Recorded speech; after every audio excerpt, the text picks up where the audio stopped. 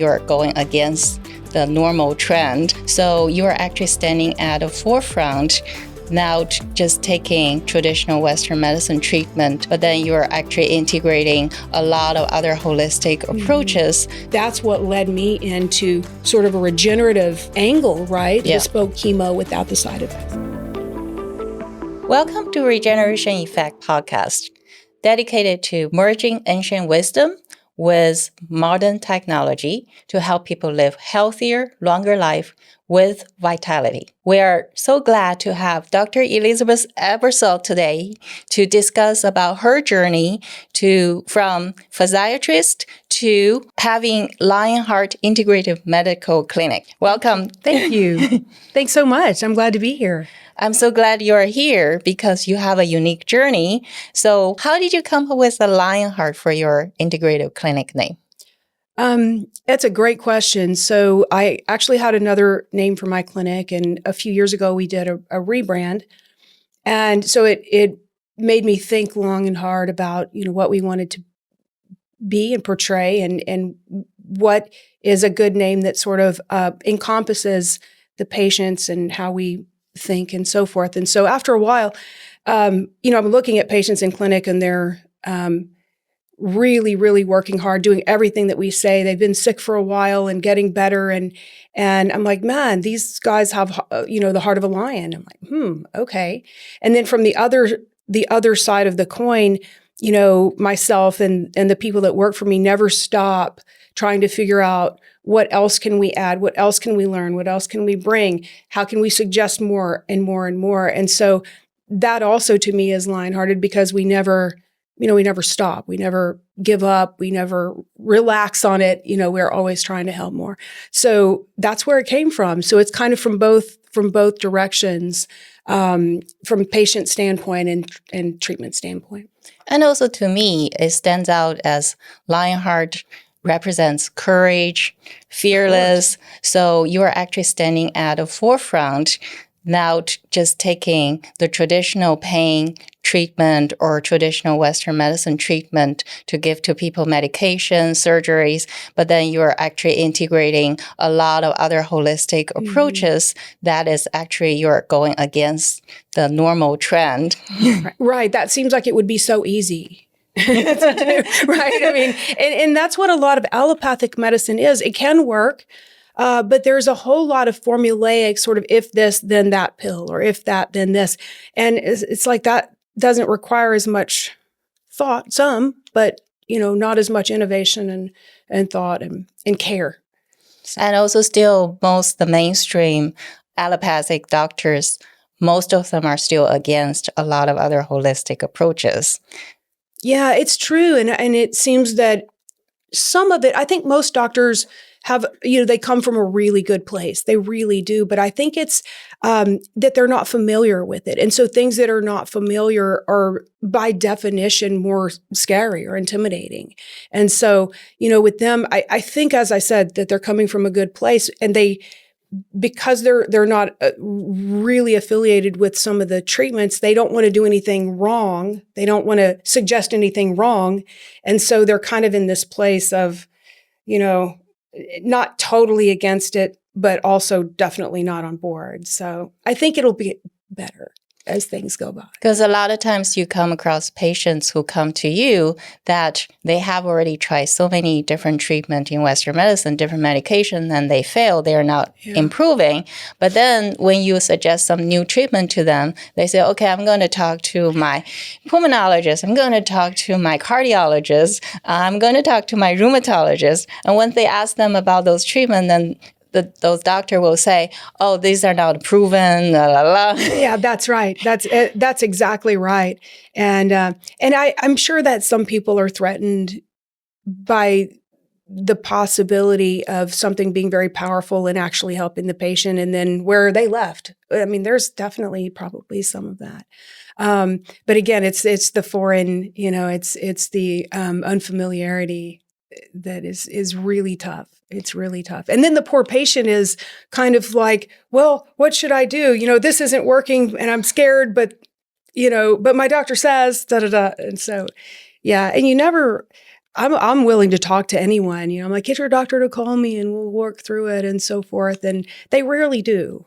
So do you actually talk to their doctors? Sometimes. Okay. Sometimes, the oncologists are getting the younger oncologists are getting to be a little bit more open, which is pretty nice. Even from the fact of eating a really low carbohydrate diet. Everybody in our world knows that sugar feeds cancer. I mean, it's kind of obvious.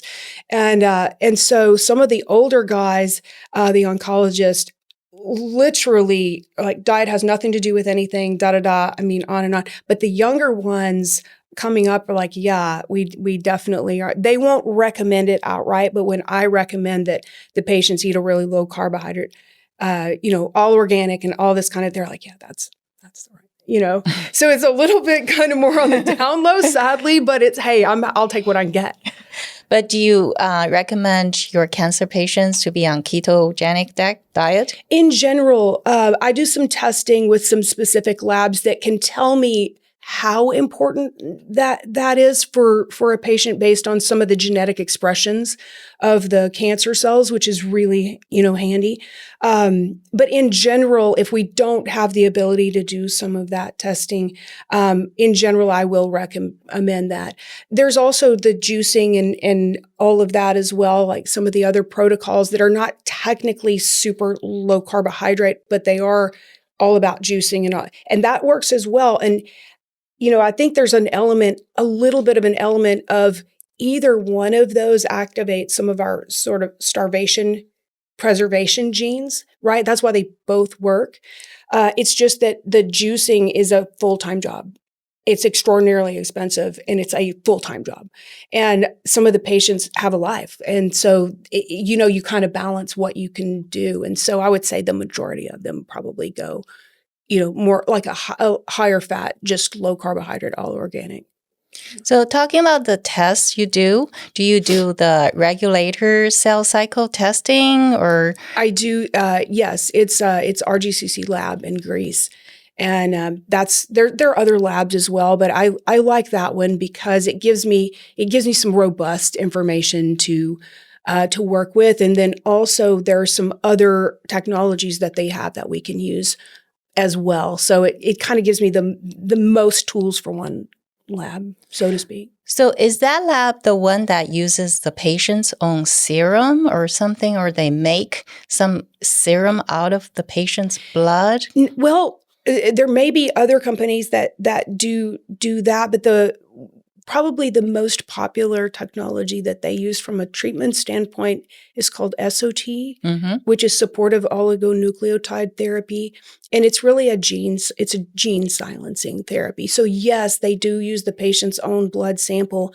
And if that patient does have circulating tumor cells, they can take those cells and essentially just do the genomics on them and find out where on the genome, where on the DNA is the most active in terms of causing that cell to be a problem and promoting the cancer, meaning this particular piece of DNA causes the cell to be immortal or causes the cell to regenerate so quickly without any sort of traffic direction, right? And that's what cancer is, right? It's unmitigated growth. And so they'll make a little piece of a nucleotide that clips on that part of the genome to shut it down, which is really smart. So it's a bespoke gene silencing. It's a bespoke chemo without the side effects of chemo. So it's customized to each patient. Yeah. And what I also do like about that is that it's not that you have to pick a road. You don't have to pick a lane, meaning some patients are going to do chemo, like regular allopathic chemo, and then they can do this as well. You just have to do the timing. And that's when I really do talk to the oncologist and all that to let them know what we're doing and what the patient wants and so forth. And so that's pretty cool because they don't have to just commit. That's a fear. Did I pick the wrong thing? And no one ever is going to know. But Yeah. So do you actually test people when they are not even diagnosed with cancer to see whether they have some potential? As a screen. Yeah. Yes, I do. So then what do you do then? Do you also make the small nucleotide to silence the That's gene? a great question. So there's choices then. So you can do some of these testing as a screen. So when I have someone come in for like my concierge program and they're like, look, I want to peel my onion all the way down and I want to make sure of okay, great. So we'll do it. And every now and then we'll find some cells, even though the patient has no complaint and no diagnosis. And so at that point, okay, we've got some sort of decisions to make in terms of workup and radiology and other tests and so forth. So we do that, but often we do not find any tumor, any mass that is apparent radiologically, and that's not uncommon. And so then what I will typically recommend is, yes, we can do the supportive oligonucleotide therapy, but also we can take that the same secondary testing and look at what the cell is doing and say, okay, it really responds to heat. Look at this, right? And so I can recommend that the patient go and do sauna, do a pretty aggressive sauna, and that's helpful because it activates heat shock proteins and so forth. And so we can recommend that. We can recommend diet, and then there's some direct physical testing of different supplements or foods even to see what the cell responds to. So what's directly cytotoxic. So meaning if you have a petri dish, so to speak, with those cells in it that they've produced, and we add a lot of quercetin to it and the cells die out, oh, that's really good information. So that's directly cytotoxic. Then there's other elements of the protocol where we can do some different immune regulation and things as well. So what I'll do is I'll say, look, we can do SOT. We have that option, or we can start with this protocol. And here's your protocol. Here's your diet. You're going to take this half dozen supplements. You're going to do your sauna 3 to 5 times a week, at this level, and so on and so forth, and maybe some hyperbaric oxygen, et cetera. And then we'll go and we'll wait 6 months. We'll recheck the cells, and sometimes they're back down to normal, back to zero. So where do you do the testing, like petri dish of the cells? I don't do it. Okay. So that's the lab. That's at the lab in Greece? Mm-hmm. I'm not like you. I'm not qualified to be handling all that stuff. No, I just wonder, like that's the place in Greece that they would do that. Yes. So they have to take that particular cell from that patient's blood, and then they grow them in the petri dish. Then they have to add different ingredients to test. Broadly speaking, again, I'm not you. I'm not, but that's basically what they're doing is that they're doing a genomic report, and then they're looking, and they'll do it with chemos as well, which is really cool. Yeah, you can test which chemo works better. So most of the time, like if I have a known cancer, we're always going to get that as well. But you can pick and choose. You could just test chemos only. If someone, hey, forget it, I only want to do chemo. Great. Or you can test everything. You can test natural substances and chemotherapeutics and figure it out. So we always share that with the oncology department. Yeah. So what would the oncologists say for some? They sort of like it. Okay. They sort of appreciate, hey, if I'm going to put this person on a round of chemo and I've got 3 things I'm thinking of in my head that might work, 3 different medications, and there's clearly 1 or 2 on the report that are dynamite. Well, that helps give you a little bit of peace of mind, it would me as an oncologist. So, yeah. If you are finding our conversation helpful, please make sure to subscribe so that you don't miss our future episodes. We talk about everything from stem cell science to holistic healing approaches, all grounded in research and real results. So talking about cancer, like do you have certain percentage of people that they don't have any, like you said, they don't even have any detection of any solid tumor or any cancerous growth, but then they just want to eliminate the possibility of growing any cancer because we produce cancer cells in our body all the time. I would say, of the people that I test, probably 2% have those cells. Okay. Yeah, I was sort of surprised because I was just kind of going along, crossing it off the list. You run your urinalysis, your CBC, all the things, and we'll do some toxicities and whatever. And I thought, we're just going to check this off the list. And more people than I am actually comfortable with are having positive cells come back. Okay. And I didn't do it. Your next question may be, well, do you think there's something to do with COVID and all of that? I wasn't running it back really in early 2019. So I don't have that to compare, just percentages.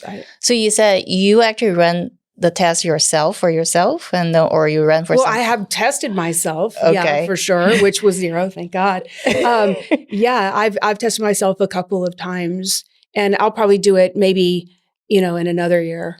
So did you find anything positive in your test Well, the positive is finding nothing. Okay. That's what you want. We want a big fat 0. Okay. Yeah, that's the only test that you want to find to make a 0 on. Okay. Yeah.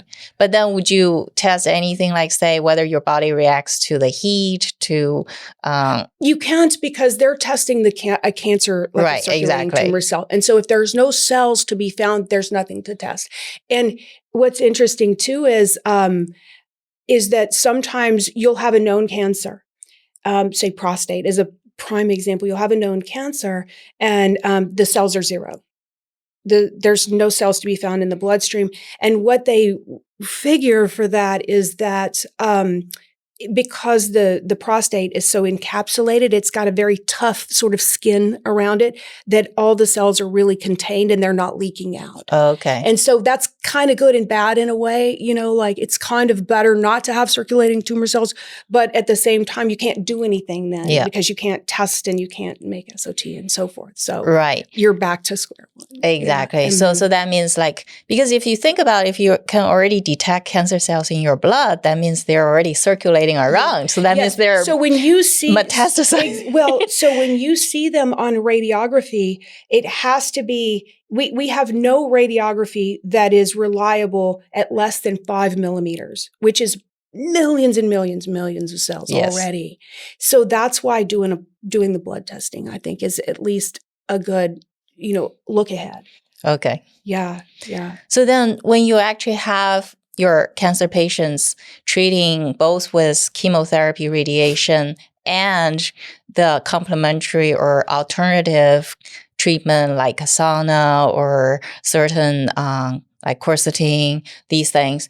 But do you also use antioxidant or other things to help them with? You do, but you also have to be a little bit careful with if you're doing a lot of hyperbaric because that's an oxidative therapy, right? So you don't want to necessarily have high levels of antioxidants going into your hyperbaric, it's like, what are we doing? But by definition, some of the treatments that we really commonly recommend, such as high-dose melatonin is one of the strongest antioxidants. And so, but it's also extremely anti-cancer. It works on a lot of pathways. And so sometimes the patients will be on, 30 milligrams to 50 milligrams of melatonin. So would they take that 30 milligram at night before they go to bed? Mm-hmm. Okay. Yeah. And you would think I'm never going to wake up. I'm going to need to be intubated, but it really isn't like that. It can actually be activating for some patients, which is weird. But yeah, it's not more, it doesn't make you necessarily more tired or sleepy than 5 milligrams. Oh, okay. And interestingly, some of the melatonin researchers will use hundreds of milligrams. It's really interesting. But would you use the peptide to stimulate the pituitary gland instead of just taking melatonin? No, you just take you that's not necessarily wrong, but some of my mentors have said many times is that you said pituitary. Sorry, I was going to think pineal. But that's okay. Because pineal is where the melatonin is coming from. But the pineal glands are just calcified these days. They're just not putting out much melatonin. So, but I thought say the peptide like Samorelin or... I wouldn't do something like Samorelin in the face of a cancer situation. Because of the growth hormone. Bingo. Yeah, exactly. Okay. Exactly. So those are really, and again, it's a theoretical risk, but at the same time, it's practical. Like it's a practical worry. Right. So I wouldn't let those guys have it. Although I love tesamorelin, samorelin, ipamorelin. I love them. They're fabulous, especially like perimenopause, menopause. They're fabulous. But in this case, I wouldn't do it. Okay. Yeah. Yeah. So talking about using all these different peptides or other therapies. So I remember you were talking about like you yourself had like a mold allergy a long time ago. Oh my goodness. Well, that and more. So when I was growing up, the amount of toxicity was sort of unbelievable. So we lived in the middle of the cotton and soybean fields where they were just crop dusting back and forth over and so that my father is he's a gunsmith, and so he always had machine shops with every manner of chemical you can possibly get your hands on, just hither and thither all over the floor, and I'm walking around barefoot like a happy little kid and all that stuff. Both parents smoked till I was about 12, like chain smoked, so there was tons of passive smoke. We were always renovating something, doing something. So sanding with the lead paint. My grandmother was a beautiful, she was Martha Stewart before Martha Stewart. She was a beautiful stained glass artist. Well, that was lead solder. And I'm in there again, barefoot, rolling around because all the solder goes onto the ground. It's lead. I'm in there with my bare feet again. I don't walk barefoot anymore. And I'm thinking now to myself, maybe that's why, because I had so much of that. But then all that solder, smoke, just inhaling it like crazy. And then I started getting some migraine headaches in high school and never really figured that out, never really got past it. I think I got a better handle on how to handle stress. So I think that helped some. Went to college. That was pretty fine. But then in med school, we bought a house, a sort of Victorian 1910s house to renovate while I was in med school. Oh my goodness, can I tell you the amount of lead paint, mold? I'm pretty sure there was even asbestos. We would pull up carpet and you could just like almost eat mold. And you were not wearing any mask or anything? No. That was like for ninnies and babies and stuff. Because I'm from central rural Louisiana. That's for ninnies and babies. And so, And so I think finally with the stress of med school and all of that, I think all of it sort of caught up with me. And I think a person can only take so much. And I just kind of decompensated. And I went from like you and I are now to almost not being able to mentate. It was rough. It was really rough. And so the crushing part of that was, so this is maybe my first semester, end of first semester, something like that in school. And so one of my attendings, or one of my instructors pulls me aside and pulls me, I swear, in this little office and with the nasty like bulb that's hanging over the, swaying, horror scene kind of thing, right? And he pulls me in and he says, look, there's some people that aren't meant for med school. They're just not smart enough. And we feel like you're one and you need to drop out. And that was it. And I'm like, wait a minute. Like, I was always pretty much the smartest kid in town.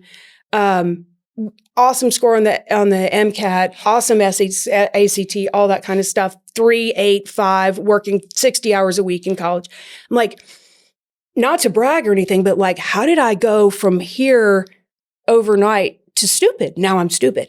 And so it really made me lose some respect, even just as a scientist. You're a scientist. Even just as a scientist, if all of a sudden you have like in your lab, you have a rat that runs really fast and does all the mazes and all that. And then the next day or two, he's in the corner. Don't you have some questions about, is he sick? Did he eat something bad? What happened?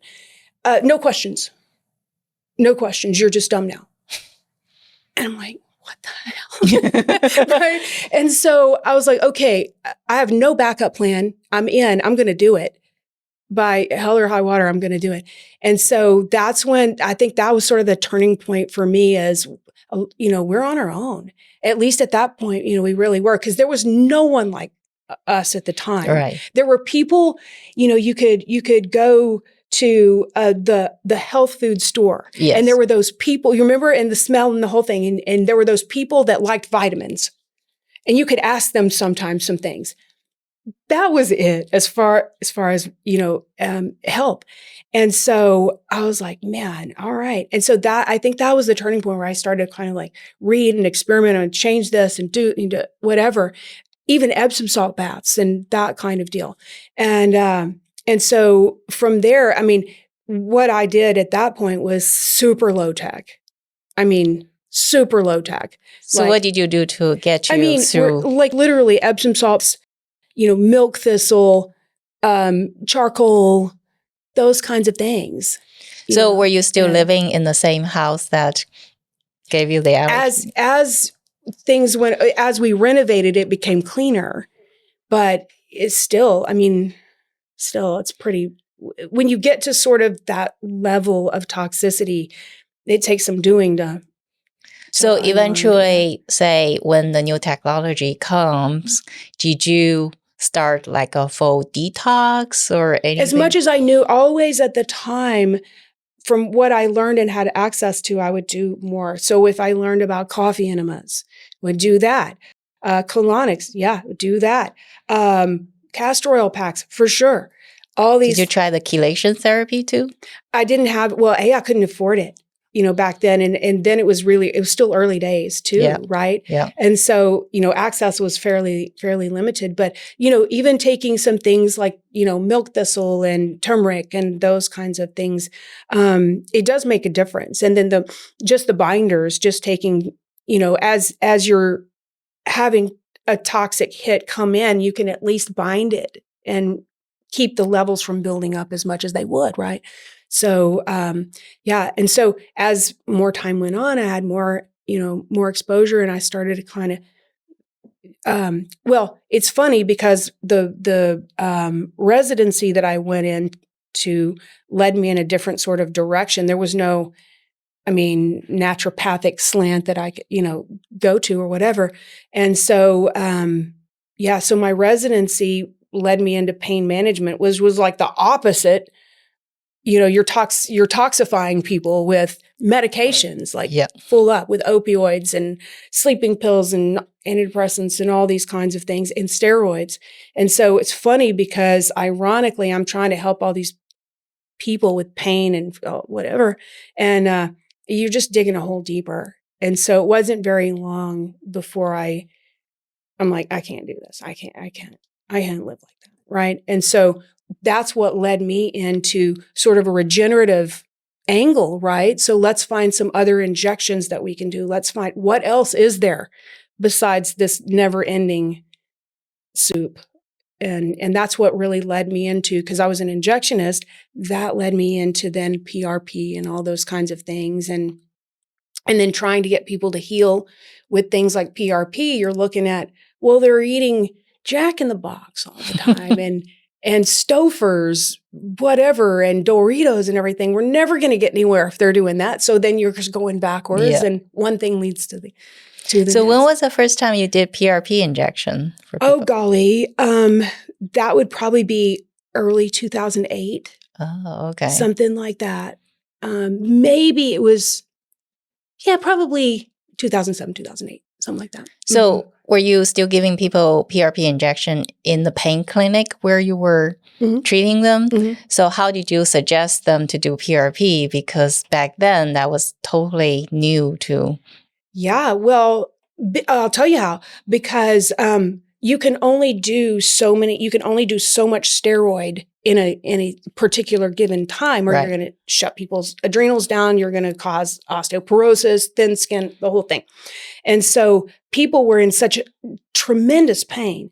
And they're like, look, doc, I'll pay you under the table. Give me another steroid shot. I'm like, can't do that. Like, it's my job to do right by you. So I'm like, hey, there's another thing that we're learning about, and we can try that. It's not a steroid. Sign me up. Where do we go?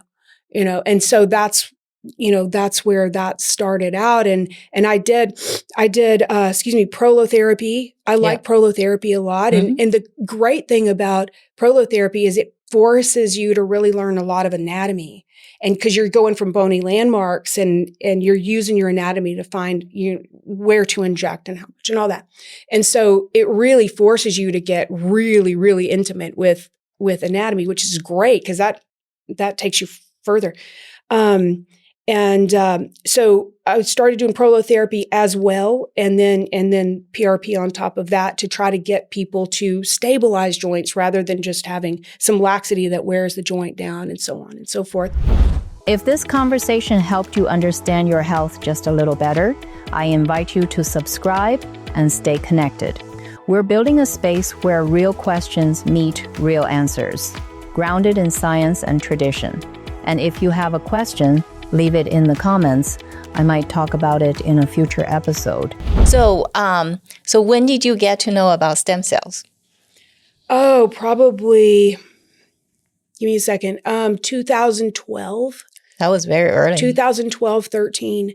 And that was partly because I was sort of frustrated with PRP.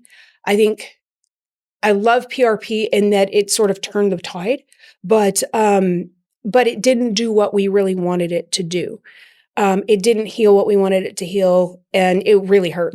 It really is sore. And so that I didn't love about it, but it led us into other things. So then in maybe 2012, 2013, we're starting to learn more about stem cell, and then I got bought out essentially by another clinic out of California that had another regenerative product that was pretty cool, and started to learn a little bit more about that, and then sort of left that, went back to my own place, and then started with stem cell and so forth then. So, but yeah, that was kind of the evolution of things. Just, this is great, but, we need something better. Yeah, so even PRP right now is not a FDA-approved procedure. Right.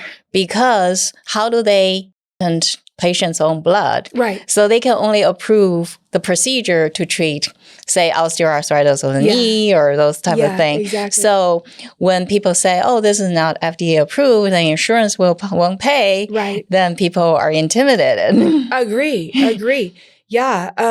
But I mean, you have to explain to them, well, there's nothing for them to approve because the FDA approval is for basically a drug. Yes. And this is from you. And so they can kind of understand that, a little better. So then with the stem cells, do you see the difference between different sources versus where it came from? Have you ever tried to use patients' own stem cell to give them injection for the joints? So yes. So I think, early on when there started to become stem cell product, I'm not sure that the technology was very good in terms of extraction, keeping them viable and so forth. So I've used, multiple different vendors and I'm not going to necessarily naysay about it, but I think that evolutionarily we've gotten to have better and better quality and more viable cells per batch. Yes. And so forth, which I'm very happy about. So yes, so in terms of autologous stem cells, I have used those.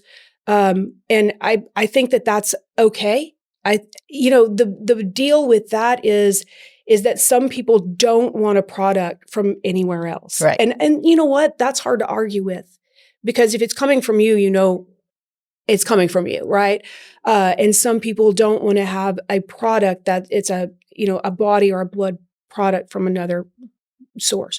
And so I think that there's value in that. The thing that you run into, and I'll explain to people, is that your stem cells have been through everything you've been through. So for me, they've been through all that toxicity. They've been through a lot of radiation with me giving shots in the spine and all of that kind of thing. And so we have to take that sort of with a grain of salt and know what to expect there. Whereas when you get a mesenchymal derived stem cell, they're brand new. I mean, they're fresh. And so they haven't been through as much, because they're newborn. And so there's benefit and risk to everything, but I'm happy to have access to all of it. So I really don't know how you feel because for me, I only use the cells I I got Right. from the lab in Colombia. Right. So I have no idea how you compare that with the ones you get from other vendors. Yeah. So like recently, I even got it to know another company in Florida. They actually don't even sell you mesenchymal stem cells. They sell you Wharton's jelly. And I've already had people asking me, I already had people asking me, oh, do you do Wharton's jelly? I said, mesenchymal stem cells are from Wharton's jelly. They're like extracted from but they're giving the whole Wharton's jelly, so it's not extracted. Exactly. Yeah. And then this company, they sell for 70 milligram of Wharton's jelly for $150. Okay. And then if you calculate, so I did a search because I want to see how many, actually on average, how many cells are in that one tube of 70 milligram. So on average umbilical cord is, from the average umbilical cord, the Wharton's jelly is between 20 to 60 grams of Wharton's jelly. Mm-hmm. And then the 70 milligram of that 20 to 60 gram of umbilical cord Wharton's jelly. And then you calculate from that Wharton's jelly, you get an average of 2 to 10 million mesenchymal stem cells. Okay. So in that 170 milligram tube, there were only 28,000 mesenchymal stem cells, which is almost nothing. Wow. Yeah. So basically, even though they're selling it for $150, it has almost no mesenchymal stem cells in it. Yeah. And it's mostly just the protein, the cell signaling molecule, the growth factors. Things like that. Yeah. Well, I have actually it's not a nice microscope, but I have a microscope in my office, and I've actually looked at some different material, under there to just kind of see what's what. Sometimes you don't see cells. Sometimes you see cells that are kind of, I don't know how to characterize it, but not robust. Right. They're like already shriveled. Yeah, kind of not robust and so forth. So yeah.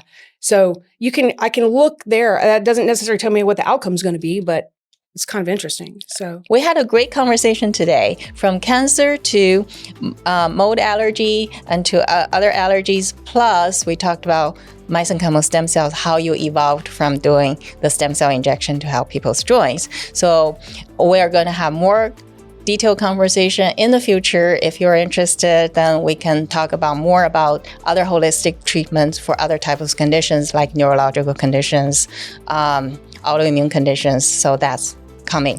That'd be great. Yeah, I look forward to it. Thank you.